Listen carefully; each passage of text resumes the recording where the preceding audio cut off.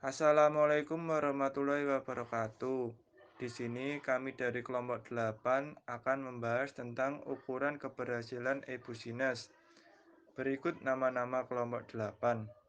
Yang pertama ada Muhammad Wahyu, kedua ada Nabila Muainisa, ketiga Rinaldo Igasweili, dan yang terakhir Salma Deviani.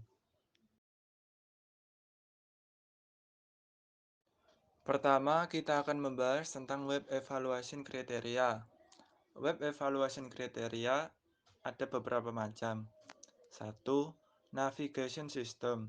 Di dalam dunia web, navigasi dianggap penting agar user yang sedang berada di halaman tertentu tidak tersesat dan mudah menemukan halaman-halaman lain dalam website. 2. Estetik. Estetika dalam desain memiliki peran yang sangat penting dalam desain apapun, tidak terkecuali dalam desain web. 3. Search. Optimalkan search function pada website Anda untuk memberikan pengalaman belanja yang mudah dan mempercepat siklus pembelian pelanggan. 4. Personalization. Personalisasi merupakan suatu upaya untuk memberikan layanan dalam bentuk aplikasi dan informasi yang disesuaikan dengan minat, peran, dan kebutuhan pengunjung web. 5. Security. Web security yaitu tindakan dan praktik melindungi situs web dari akses, penggunaan, modifikasi, perusakan, atau gangguan yang tidak sah. 6. Konten. Konten yang berguna atau konten adalah raja. Tetapi tanpa desain yang baik, konten adalah raja telanjang. Kecuali situs web tertentu tersebut adalah situs web pamer. 7. Customer service. Menjawab pertanyaan yang diajukan oleh pelanggan atau klien mengenai jasa atau produk yang ditawarkan perusahaan. Melakukan pemesanan produk atau jasa yang diminta oleh pelanggan. Kinerja sistem dan tingkat keberhasilan internal dalam menerapkan e-business. Pertama, the system ability to reduce overall cost, kemampuan sistem untuk mengurangi biaya keseluruhan. Bagi beberapa perusahaan, cara mengurangi biaya keseluruhan bisa berbeda satu sama lain. Tentunya disesuaikan dengan bidang bisnis yang dijalankan. Namun jika cara mengurangi biaya keseluruhan benar, maka arus kas dan kondisi keuangan akan semakin efektif dan kegiatan membangun usaha bisa berjalan dengan efisien. Seperti contoh melakukan pelatihan secara internal. Setiap perusahaan memang harus mengadakan pelatihan untuk karyawannya supaya setiap karyawan bisa meningkatkan profesionalisme dan kinerjanya.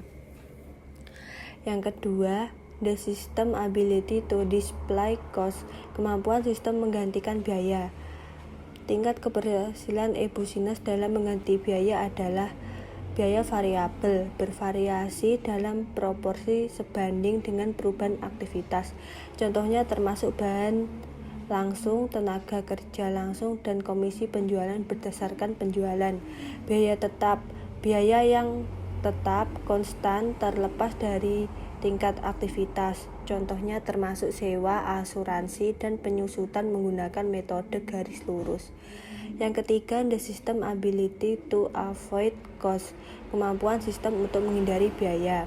Untuk menghindari biaya kegagalan pekerjaan atau produk yang tidak sesuai dengan spesifikasi yang ditetapkan, pencegahan kegagalan produk dimulai dengan mendesain mutu ke dalam pekerjaan dan proses proyek, misalnya biaya review, survei kemampuan supplier, evaluasi proses, perencana mutu, pengendalian proses secara statistik, investasi dalam sistem informasi yang berhubungan dengan kualitas pelatihan yang bermutu dan mengembangkan SDM, verifikasi desain produk, pengembangan dan pengelolaan manajemen menelaah terhadap desain produk. The system ability to profit opportunity for revenue growth, kemampuan sistem untuk memberikan peluang pertumbuhan pendapatan. penerapan Busines dalam ukuran tingkat keberhasilan internal, kini setiap organisasi dan profesional bisnis telah memberikan tantangan baru pada dunia bisnis. Di Indonesia seperti halnya di belahan dunia lainnya, perubahan cara berbisnis juga menjadi tren. Saat ini dunia perdagangan khususnya di Indonesia tidak lagi dibatasi dengan ruang dan waktu. Dengan teknologi yang semakin canggih dan kebutuhan manusia yang semakin tinggi, menuntut dunia perdagangan mampu menyediakan layanan jasa dan barang dengan instan sesuai dengan permintaan konsumen dan akan mendapatkan penghasilan atau pendapatan yang lumayan banyak. Yang kelima, the system ability to profit in profit management informasi. Kemampuan sistem untuk memberikan informasi manajemen yang ditingkatkan. Peran sistem informasi manajemen dalam tingkat keberhasilan internal untuk mencapai keunggulan strategis dapat dicontohkan pada suatu perusahaan yang memutuskan untuk mengubah keseluruhan datanya menjadi basis data dengan alat penghubung standar, seperti alat penghubung browser web, sehingga memungkinkan berbagi informasi dengan para sekutu-sekutu bisnis dan pelanggannya. Basis data yang terstandarisasi dan dapat diakses melalui browser web mencerminkan pergeseran posisi perusahaan secara strategis. 3. Kinerja sistem dan tingkat keberhasilan eksternal dalam menerapkan e-bisnis. 1. The system ability to reduce customer cost atau cost efficiency atau kemampuan sistem untuk mengurangi biaya pelanggan atau efisiensi biaya. Tujuan perusahaan melakukan cost reduction bukan hanya untuk mencapai standar yang ditetapkan, tetapi juga untuk mengurangi biaya secara bertahap di bawah standar agar terdapat efisiensi usaha, sehingga harga produk jauh lebih murah dari harga bersaing. 2. The system ability to improve customer service atau helpdesk, atau kemampuan sistem untuk meningkatkan layanan pelanggan atau meja bantuan. Helpdesk adalah lapisan pertama yang harus dihubungi oleh pengguna akhir bila mereka mendapatkan masalah. Helpdesk akan berupaya menanganinya, tapi bila gagal akan mengirimkan ke lapisan yang lebih senior. Peningkatan layanan pelanggan dapat dilakukan melalui memperbaiki pelayanan call center dan call service dengan mementingkan kenyamanan pelanggan dan memastikan komunikasi yang jelas dengan pelanggan untuk dapat menangani permasalahan yang sedang dihadapi. 3. The system ability to reach the customer atau delivery channels atau kemampuan sistem untuk menjangkau pelanggan atau saluran pengiriman. Menjangkau pelanggan dalam e-bisnis dapat dilakukan melalui penjualan pada berbagai platform. Selanjutnya, kita bisa membangun branding yang konsisten di seluruh platform, baik dari segi logo, tampilan, warna, gaya bahasa, dan elemen-elemen lainnya. Tujuannya adalah agar brand memiliki ciri khas, sehingga saat calon pembeli atau customer menemukan brand tersebut di platform lain, mereka akan langsung mengenalinya. 4. The system ability to improve the quality of product and service atau quality assurance atau kemampuan sistem untuk meningkatkan kualitas produk dan layanan atau kualitas jaminan.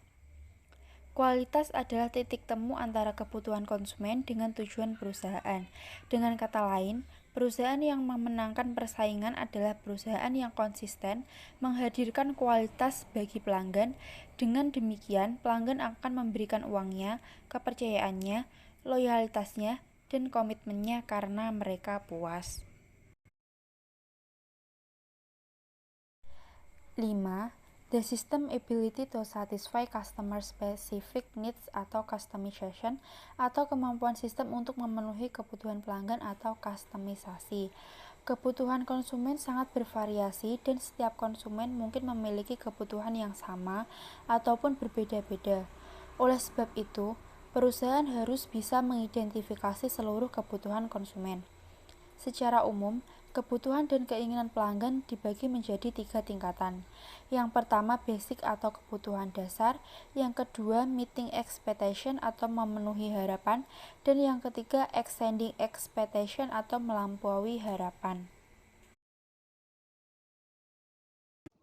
Sekian video presentasi dari kelompok kami, ada kurang lebihnya kami mohon maaf. Wassalamualaikum warahmatullahi wabarakatuh.